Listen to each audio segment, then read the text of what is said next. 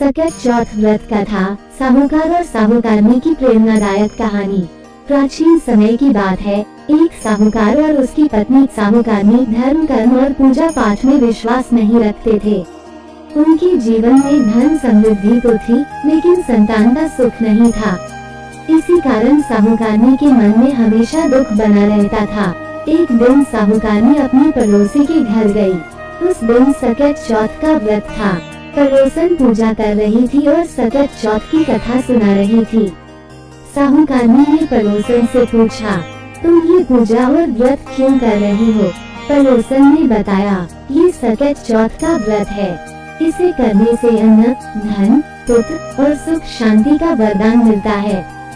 साहूकारनी ने ये सुनकर मन ही मन संकल्प लिया, यदि मुझे संतान सुख प्राप्त हो तो मैं 1.25 सेर तिलकुट बनाकर चौथ व्रत करूंगी। साहूकारनी की प्रार्थना श्री गणेश जी ने सुन ली। कुछ समय बाद वह गर्भवती हो गई। खुशी में उसने कहा, यदि मेरा पुत्र हो तो मैं 2.5 सेर तिलकुट चढ़ाऊंगी। श्री गणेश जी की कृपा से उसका पुत्र हुआ। समय बीता, पुत्र बड़ा हुआ और उसका विवाह तय हो गया। तब साहूकारनी ने फिर कहा, यदि मेरे बेटे का विवाह हो जाए तो मैं 5.25 सेर तिलकुट चढ़ाऊंगी। लेकिन साहूकारनी अपनी बातों को भूल गई। उसने न तो व्रत किया और न ही तिलकुट चढ़ाया। जब उसके बेटे का विवाह हो रहा था और फेरे चल रहे थे, चौथ माता ने क्रोधित होकर उसके बेटे को गायब कर दिया। सभी लोग वर को खोजते खोजते थक गए, लेकिन वो कहीं नहीं मिला। कुछ दिनों बाद वह कन्या, जिससे साहूकारनी का बेटा विवाह करने वाला था, अपनी सहेलियों के साथ दूध लेने जंगल गई। वहाँ एक पीपल के पेड़ से आवाज आई, तू मेरी अर्धव्याही। लड़की ने घर आकर यह बात अपनी माँ को बताई।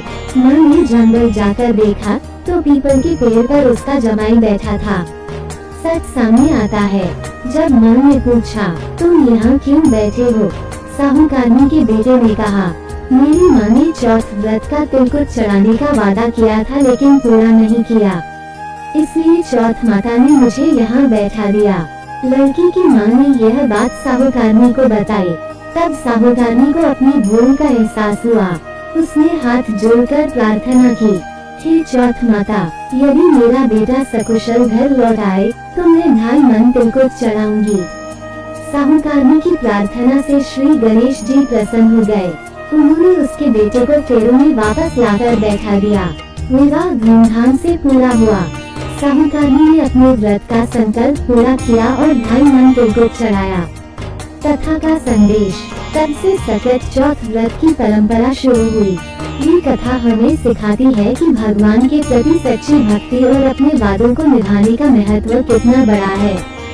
दोनों सकट चौथ की जय। श्री गणेश भगवान की जय।